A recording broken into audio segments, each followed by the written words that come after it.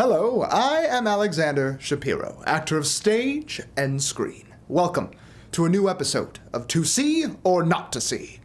People, your mission, should you choose to accept it, is to watch this review. A review of a movie so jaw-dropping, so thrilling, I can only be talking about Mission Impossible Fallout.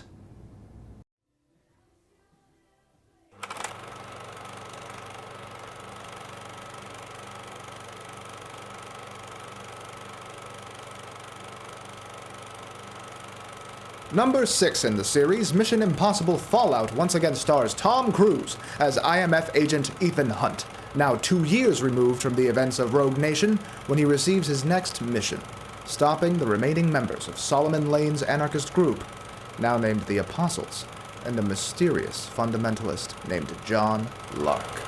You are now cordially invited to believe the hype! Ladies and gentlemen, I don't know how to say it.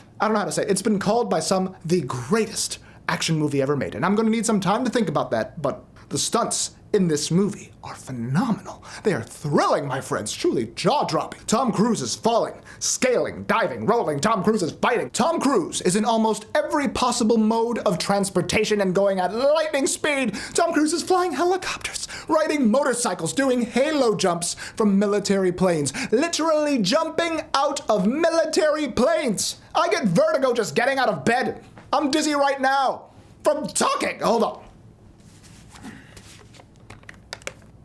You can never be too careful. I had a great uncle that died from passing out. Granted, he fell off his balcony and landed in the parking lot, but I'm not taking any chances. Passing out from a standing position is nothing to scoff at. Oh, my dear Uncle Henry. I still remember getting that call. And driving over there and watching the EMTs peel your body off the pavement like a little fruit roll-up. What was I talking about again? Fallout is a PR firm's wet dream because the stunts, while fascinating, are only half of the equation. The other half, the other 50% of the energy behind this film comes from the antics and behind-the-scenes legend of supernova-like star Tom Cruise. And why does it work so fantastically? Well, I've never willingly played sports, but I'm going to use an athletics phrase here to describe Tom Cruise. Tom Cruise leaves it all on the field. That's what he does for his audience, and it is palpable. What a unique position for this film to be in. I'm telling you, this is a weird moment where that energy, the star's energy, translated into the film and carried it beyond its own spectacle.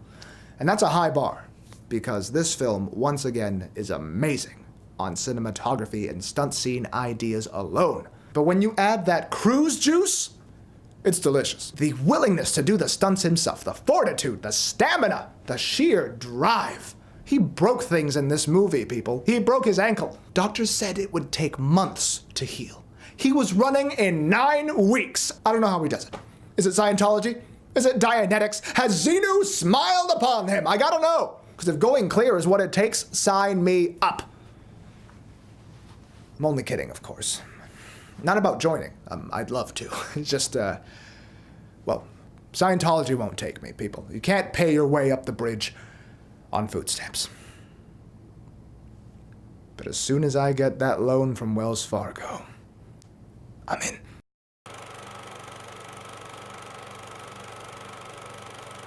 This film is taking its place in the franchise seriously by breaking from tradition.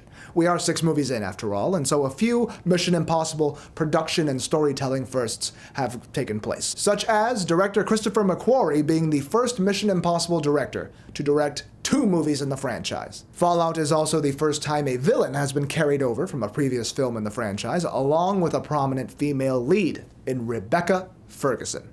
But again, the impressive first goes back to the stunts. This is the first time an actor has been filmed on screen performing his very own Halo skydive. I had not watched any behind-the-scenes featurettes about the movie, so when I saw that scene, the Halo scene, I had an experience I have never had before, which was the slow dawning that what I was seeing was filmed practically. No CGI, no special effects. There I was in the theater, and the scene was unfolding before me, and I'm realizing, wait a minute, whoa, did he really skydive? He actually skydived. Oh my God. That moment was special. And from there on out, the film it stole my heart, ladies and gentlemen. While it is an odd thing to complain about, I do have to say it. The credit sequences in this movie. What happened? They were cut insanely fast. They look so tacky. This movie's got a crazy budget. And the credit sequences look like they belong to a canceled daytime crime show on the CW. I had to say, why? I'm willing to bet they forgot to do their credit sequences, remembered, panicked because they had no budget left, and then somebody said, oh guys, don't worry about it. I know a dude on Craigslist. He'll do it for $5. Now, on the plot side of things, a gripe I have is that I knew Cavill was the bad guy the moment he pitched to Sloane that Hunt was John Lark. It was the way they delivered that scene. The reveal, for me, was killed right then and there, because there was no reason to in any way be in his corner or see the supposed point of view that he was pitching. This role is actually a big deal in the film studio world for a hilarious reason, and DC fans know what I'm talking about. This is the movie that caused the Superman CG lip controversy in Justice League. This is the film through which Paramount Pictures told the executives at Warner Brothers, oh, you need a favor, do you? Oh, you need some help? Well, how about we help this foot up your ass, Warner Brothers? That will always be hilarious. And you know what's worse? You know what makes it worse for Warner Brothers? That Paramount did this to them, and then their film was good. Oof, Barracuda, that's gotta sting. And Fallout wasn't finished being edited till a few weeks before its release date, so you have to imagine word of mouth getting around to the folks at Warner Brothers. And those guys must have been praying to the god of vengeance that the movie ends up being a turd. They're going, please let this fail. I mean, to still be editing a few weeks before release, that doesn't sound too promising. That they had reason to hope. But no. They wrap, they premiere, the movie's great, the crowds go wild, and WB is still there with their lip. Wow. It's stories like this that make me think maybe karma doesn't exist. Which would be great, because I'm a terrible person. One thing I did find a little funny about this movie was the way it focused on Hunt. I'm not talking about how he's the protagonist. I'm talking about the way it portrayed the image of Ethan Hunt. There seemed to be a very on-the-nose attempt to get the character we know and love and inject mythological steroids into him, to present him as a superhero instead of the extremely lucky and athletic spy that we've known for all these movies. And I'm saying this because about 3/4 of the way through the movie, Luther comments to Ilsa about how much Ethan cares about her, and how his worry for her might distract him from saving the world. He mentions how being married had made Ethan feel bad because he couldn't be there to save the world every time something horrific would happen. And later on, at the end of the movie, once everything has happened, they say something along the lines of, thank God we have Ethan around to save the world, or whatever. For God's sake, are there no other capable agents in the entire world? Dozens upon dozens of countries. And Hunt's the only guy who's qualified? What if he gets sick? What if he gets paralyzed? Is that it? Does the world end if Ethan Hunt goes, you know what, I'd rather teach Pilates for a living? Is it over? The message of this movie is that Ethan Hunt is a demigod. But the accidental message of this movie is that Ethan Hunt is literally the only capable government agent in America. Listen, all I know is they better quarantine him, because if Ethan gets Zika, we're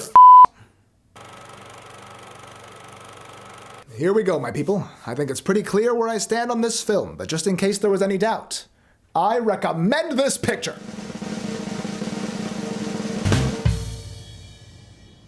That's right, get on out there, grab your friends and family, and watch Mission Impossible Fallout. But not with MoviePass.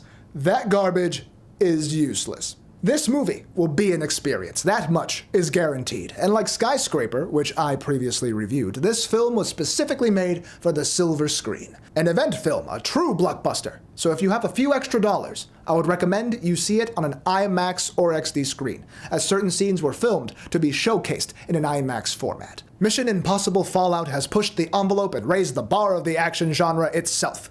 What a fun time I had watching this movie. And I know you will too. This has been To See or Not to See. I am Alekzander Shapiro, and I will see you next time.